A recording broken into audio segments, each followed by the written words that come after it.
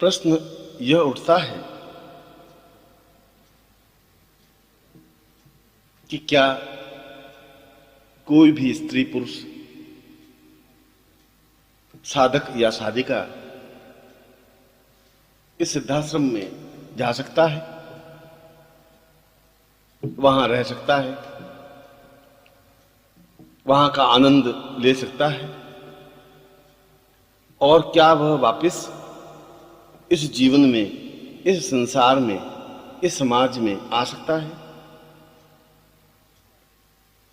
इसका उत्तर स्वीकृति में है। कोई भी व्यक्ति या स्त्री, कोई भी साधक या साधिका निश्चय ही सिद्धाश्रम में जा सकते हैं। वहां जितना समय चाहे रह सकते हैं। सिद्ध योगा झील में स्नान कर रोग रहित और मृत्यु रहित बन सकते हैं। और जब वे चाहें वापस इस देश में, इस संसार में, इस समाज में आ सकते हैं इसी शरीर से। इसके लिए शरीर बदलने की कोई आवश्यकता नहीं है। ऐसा भी नहीं है कि यह केवल एक कल्पना है या अनुभूति है। ऐसा भी नहीं है कि किसी सूक्ष्म शरीर या प्राण को ही वहां भेजा जा सकता है और यह शरीर यहीं बना रहे। ऐसा नहीं। जो हमारा शरीर है, जितना हमारा आकार प्रकार है, इस पूरे शरीर को हम सिद्धाश्रम में ले जा सकते हैं, या दूसरे शब्दों में हम चलकर, गतिशील होकर सिद्धाश्रम में पहुंच सकते हैं।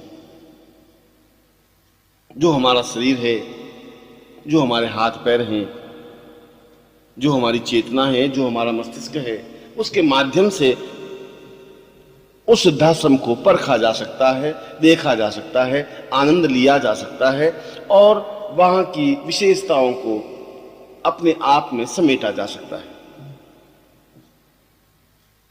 हाँ, इसके माध्यम से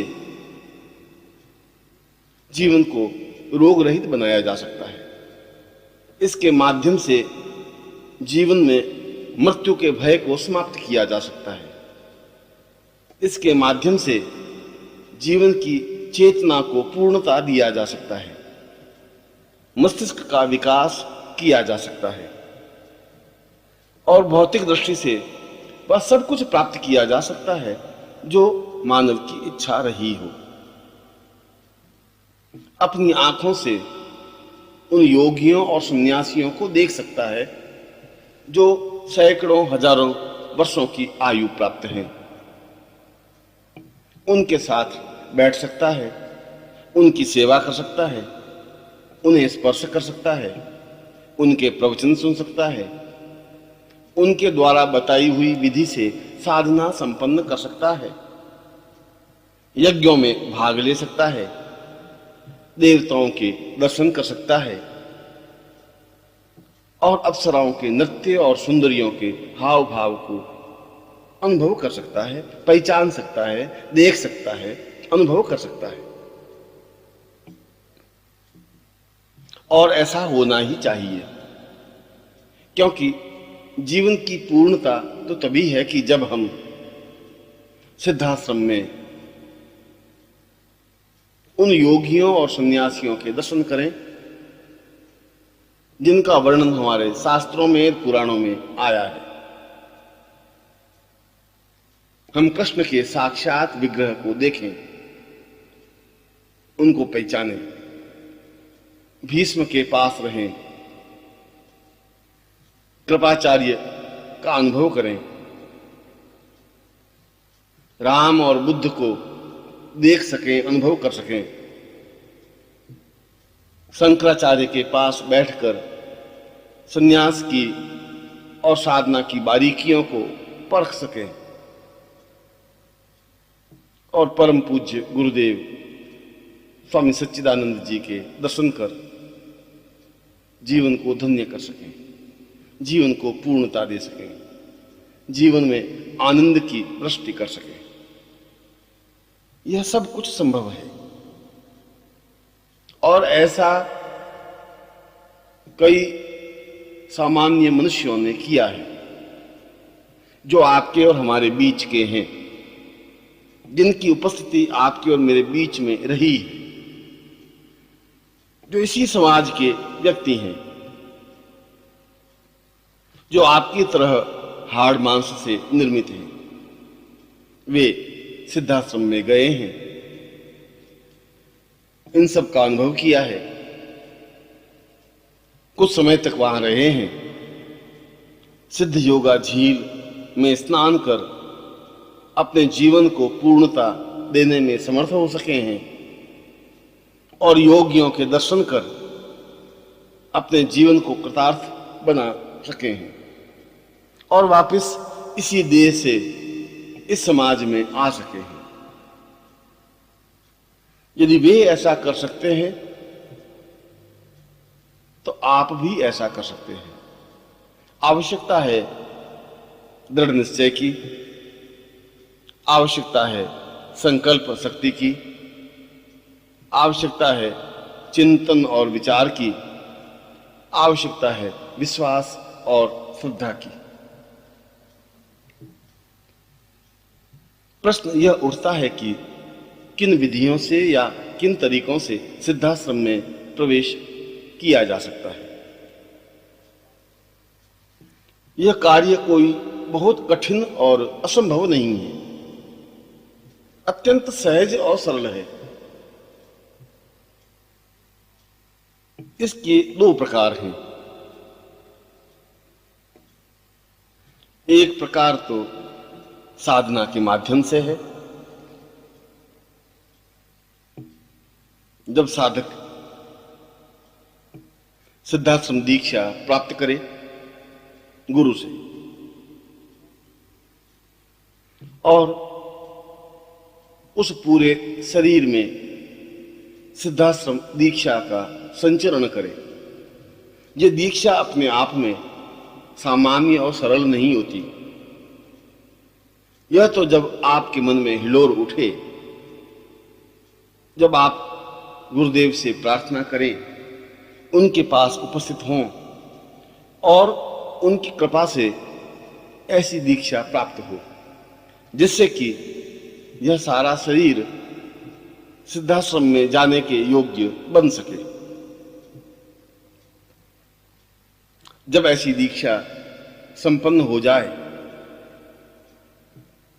तब गुरुदेव के बताए हुए तरीके से साधना विधि से उस स्थिति को प्राप्त करें जिसके माध्यम से सशरीर सिद्धाश्रम में पहुंचा जा सके। पर यह कोई कठिन कार्य नहीं है। थोड़ा परिश्रम, थोड़ा प्रयत्न तो करना ही पड़ता है और केवल इतना ही करना है कि जब सिद्धाश्रम दीक्षा संपन्न हो जाए तो 10 महाविद्याओं से 3 महाविद्याएं संपन्न कर ले गुरुदेव के द्वारा बताई हुई विधि से।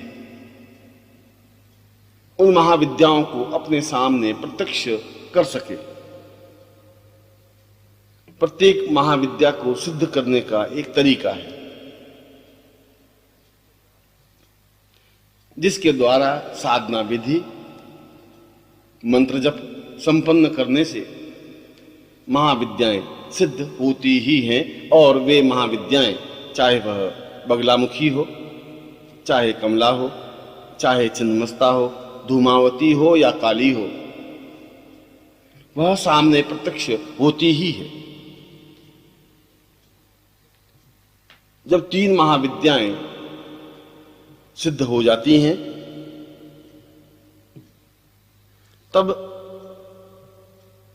सिद्धाश्रम साधना संपन्न करे और फिर सशरीर सिद्धाश्रम में प्रवेश करे। फिर कोई रोक टोक नहीं है, फिर किसी प्रकार का व्यवधान नहीं है।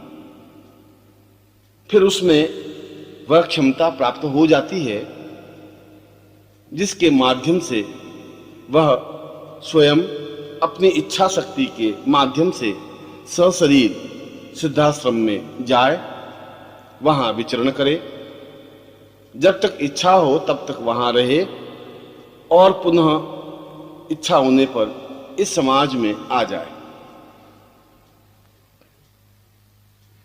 यह तो एक प्रकार हुआ। एक दूसरा प्रकार भी है जिसके माध्यम से सिद्धाश्रम में प्रवेश पाया जा सकता है। वह है सिद्धाश्रम साधना। पहले साधक गुरुदेव से सिद्धाश्रम दीक्षा प्राप्त करे और अपने सारे शरीर में सिद्धाश्रम स्थापना करे, चेतना युक्त बनाए, ऊर्जा युक्त बनाए, और यह सिद्धाश्रम दीक्षा के द्वारा संभव है। इसके बाद गुरुदेव की बताई हुई विधि से सिद्धाश्रम साधना को पूर्ण मनोयोग पूर्वक संपन्न करे, जिसमें सिद्धाश्रम यंत्र, सिद्धाश्रम प्राण चेतना प्रयोग, सिद्धाश्रम ऊर्जा प्रयोग, प्राणवायु प्रयोग, प्राण चेतना प्रयोग संपन्न करे। इससे सारा शरीर अपने आप में दिव्य और चैतन्य बन जाता है। अपने आप में ही ऐसी सिद्धि प्राप्त हो जाती है जिसके माध्यम से साधक सिद्धाश्रम में प्रवेश पा सके। मात्र 11 लाख मंत्र जप के द्वारा इस प्रकार की अलौकिक सिद्धि को प्राप्त कर सकता है, जिससे पवन वेग के द्वारा पूरे शरीर को एक स्थान से दूसरे स्थान पर ले जाया जा सके, सिद्धाश्रम में प्रवेश कर सके, वहां रह सके और पुनः सिद्धाश्रम से इस समाज में आ सके, क्रियाकलाप संपन्न कर सके, वहां की अनुभूतियों को, वहां के अलौकिक आनंद को अनुभव कर सके, देख सके, समझ सके। यह तरीका भी अपने आप में सरल और शास्त्रोचित है, जिसे संपन्न कर कई साधकों ने इस क्रिया को संपन्न किया है, जिसके माध्यम से वे सिद्धाश्रम में जा सके हैं, वहां का आनंद ले सके हैं। आवश्यकता है दृढ़ निश्चय की, आवश्यकता है इस चिंतन की कि मुझे हर हालत में, हर स्थिति में गुरुदेव की सामीप्यता प्राप्त करनी ही है, उनसे सिद्धाश्रम दीक्षा लेनी ही है, उनसे सिद्धाश्रम साधना प्राप्त करनी ही है और इस साधना को पूर्णता के साथ संपन्न करनी ही है। जब साधक ऐसा निश्चय कर लेता है तो फिर उसके मार्ग में किसी प्रकार की कोई रुकावट या बाधा व्याप्त नहीं होती, फिर किसी प्रकार की कोई अड़चन आती ही नहीं। फिर तो उसका मार्ग अपने आप में ही प्रशस्त और सरल हो जाता है, क्योंकि गुरुदेव की उपस्थिति तो प्रत्येक क्षण उसके साथ रहती ही है, क्योंकि वह गुरुदेव से दीक्षा प्राप्त होता है। और तीसरा एक और प्रकार है, एक और तरीका है जिसके माध्यम से भी सिद्धाश्रम में प्रवेश पाया जा सकता है। यह है गुरु के साथ सिद्धाश्रम में प्रवेश करने की स्थिति। पर इसके लिए जरूरी है कि वह शिष्य हो और इससे भी ज्यादा जरूरी हो कि वह सेवा के माध्यम से गुरु की कृपा प्राप्त करे। वह किसी साधना के माध्यम से गुरु की प्रसन्नता प्राप्त नहीं करता। वह किसी मंत्र जाप के माध्यम से गुरु की कृपा प्राप्त नहीं करता। उसे तो केवल सेवा का ज्ञान है। सेवा का तात्पर्य है गुरुदेव की जो इच्छा हो उसे पूर्णता दे, उनके बताए हुए कार्यों को संपन्न करे। वे कौन सा कार्य सौंपते हैं, किस तरीके से सौंपते हैं, यह तो वे जाने। शिष्य उसमें व्यवधान नहीं डाले, नानुच नहीं करे, इस प्रकार के कार्यों में तर्क वितर्क नहीं करे। जो कहे वह करे, पूर्णता के साथ और मनोयोग पूर्वक करे। और इस सेवा के माध्यम से भी गुरुदेव की प्रसन्नता प्राप्त की जा सकती है। पर इसके लिए जरूरी है कि गुरु वह हो जो सिद्धाश्रम में गया हुआ हो, जिसको सिद्धाश्रम में जाने का ज्ञान हो, जो इससे पहले भी सिद्धाश्रम गया हो, जिसकी उपस्थिति सिद्धाश्रम में रही हो।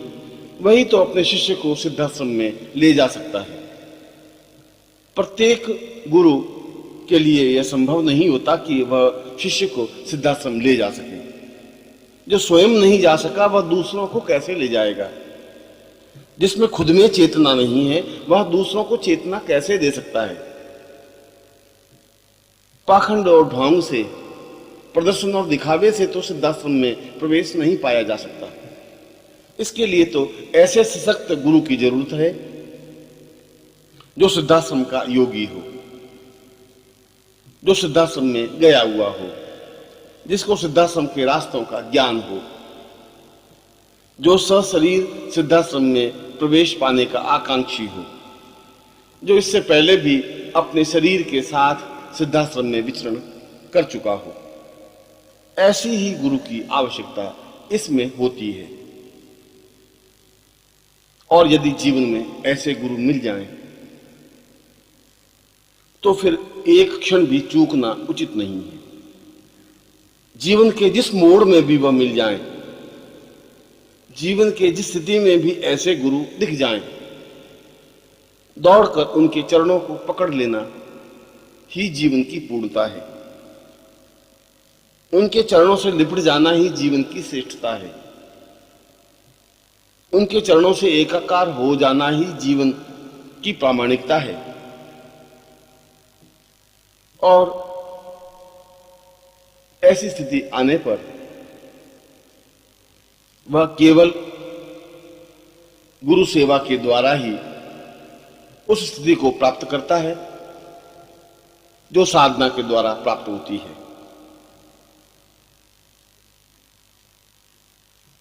फिर उसे मंत्र जाप की जरूरत नहीं होती, फिर उसे साधना की जरूरत नहीं होती, फिर उसे महाविद्याएं सिद्ध करने की आवश्यकता नहीं होती, क्योंकि गुरु में तो समस्त महाविद्याएं स्वतः समाहित होती हैं। गुरु तो ब्रह्मा, विष्णु और महेश से भी ऊपर हैं। और जब गुरु उस शिष्य की सेवा से प्रसन्न हो जाता है, जब उसे विश्वास हो जाता है कि इसने सेवा के द्वारा उस स्थिति को प्राप्त कर लिया है जो साधक की स्थिति होती है, तब गुरु उसे अपनी प्राण चेतना के द्वारा, शक्तिपात के द्वारा एक विशेष प्रकार की ऊर्जा प्रदान करते हैं, जिसके माध्यम से उस शिष्य की सारी चेतना, सारा शरीर अपने आप में ही प्राणवान और वेगवान हो जाता है। हजारों लाखों मील की यात्रा वह कुछ ही मिनटों में संपन्न कर सकता है। तब गुरुदेव किसी एक विशेष समय में उस शिष्य को अपने साथ सिद्धाश्रम में ले जाते हैं। उस शिष्य को सिद्धाश्रम से परिचित कराते हैं और वह शिष्य या शिष्या सशरीर सिद्धाश्रम में विचरण कर सकती है। उसे भी वही स्थिति प्राप्त होती है जो साधक को प्राप्त होती है। उसे भी वही स्थिति प्राप्त होती है जिसके माध्यम से वह जितना समय चाहे सिद्धाश्रम में रह सकता है, उन योगियों के दर्शन कर सकता है, क्योंकि गुरु तो वहां पर भी वंदनीय होता है, क्योंकि वह इससे पहले कई बार सिद्धाश्रम जा चुका होता है। वहां की प्रत्येक घटना का वह साक्षीभूत स्वरूप होता है। वहां के कण कण से वह परिचित होता है। और ऐसा शिष्य सेवा के द्वारा, गुरुदेव के द्वारा दी हुई शक्तिपात के द्वारा, गुरुदेव के द्वारा प्रदान की हुई प्राण चेतना के द्वारा अपने सारे शरीर को वेगवान बनाकर गुरुदेव के साथ ही अपने शरीर के द्वारा, अपने शरीर के साथ, अपने पूरे शरीर और चेतना के साथ सिद्धाश्रम में प्रवेश पा सकता है। और वह देख सकता है उस सिद्धाश्रम को जो अपने आप में अलौकिक और अद्वितीय है, जो प्राण चेतना युक्त है, जो अपने आप में श्रेष्ठ है, जो देवताओं के द्वारा वंदनीय है। और ऐसा शिष्य सिद्ध योगा झील में स्नान कर उस परम सत्य की अनुभूति कर सकता है जिसे ब्रह्म कहा गया है, जिसे अलौकिक कहा गया है, जिसके द्वारा जीवन की पूर्णता प्राप्त की जा सकती है, जिसे शास्त्रों में और वेदों में पूर्णमदः पूर्णमिदं पूर्णात् पूर्णदमुच्यते कहा है। क्योंकि जीवन की पूर्णता तो सिद्धाश्रम में प्रवेश करने पर ही संभव है। और यह तीसरा प्रकार ज्यादा सरल है, ज्यादा सहज है, ज्यादा संभव है। पर यह सेवा किसी स्वार्थ से प्रेरित नहीं है। जब शिष्य आकांक्षा लेकर के सेवा करता है तो उसमें स्वार्थ की दुर्गंध आती है। वह जो भी कार्य करे सेवा भावना से करे, उसमें किसी प्रकार का छल या दिखावा न हो, मन में किसी प्रकार का संदेह और भ्रांति न हो, मन में किसी प्रकार का कपट या असत्य न हो। जो कुछ भी करे मनोयोग पूर्वक करे। ऐसे शिष्य का सौभाग्य होता है कि गुरु के चरण उसे प्राप्त हों, वह उनके पैरों को स्पर्श करे, उनकी सेवा करे, उनके शरीर को मंदिर समझे, उनके प्राणों को देवता स्वरूप समझे, उनकी आज्ञा को वेद वाक्य अनुभव करे और जो कुछ कार्य करे उसमें आनंद के साथ करे, उत्साह के साथ करे, प्रेरणा और उमंग के साथ करे। ऐसा नहीं हो कि मन में कपट हो, छल हो, दिखावा हो या मुर्दनी हो या निराशा हो कि ऐसा किया गया कार्य या आज्ञा पालन भी व्यर्थ हो जाता है। आज्ञा पालन तो उत्साह के साथ होता है, उमंग के साथ होता है, जोश के साथ होता है, उत्साह के साथ होता है। और जब ऐसा क्षण प्राप्त हो तो शिष्य को अपना सौभाग्य समझना चाहिए कि उसे गुरुदेव की सामीप्यता मिली, गुरुदेव के साथ रहने का अवसर मिला। ऐसा अवसर तो करोड़ों लोगों में से किसी एक या दो या चार या छह को ही तो प्राप्त हो सकता है। करोड़ों लोग तो उनके साथ नहीं रह सकते, वे तो केवल देख सकते हैं, वे तो केवल गुरु मंत्र जाप कर सकते हैं, उनकी उपस्थिति का एहसास नहीं कर सकते, हर क्षण उनके साथ नहीं रह सकते। और जब ऐसी सेवा शिष्य के जीवन में उतर जाती है तो गुरु कृपा अपने आप प्राप्त हो जाती है और फिर वह जीवन में पूर्णता प्राप्त कर सिद्धाश्रम में प्रवेश पा सकता है। ऐसा ही जीवन आशीर्वाद युक्त जीवन होता है।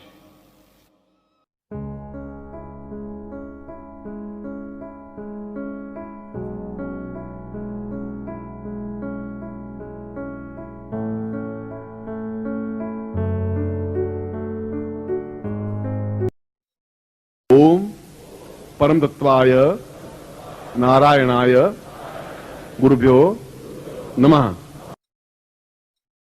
ओम ह्रीं मम प्राण देह रोम प्रतिरोम चैतन्य जाग्रय ह्रीं ओम नमः। ओम भूर्भुवः स्वः तत्सवितुर्वरेण्यं भर्गो देवस्य धीमहि धियो यो नः प्रचोदयात्।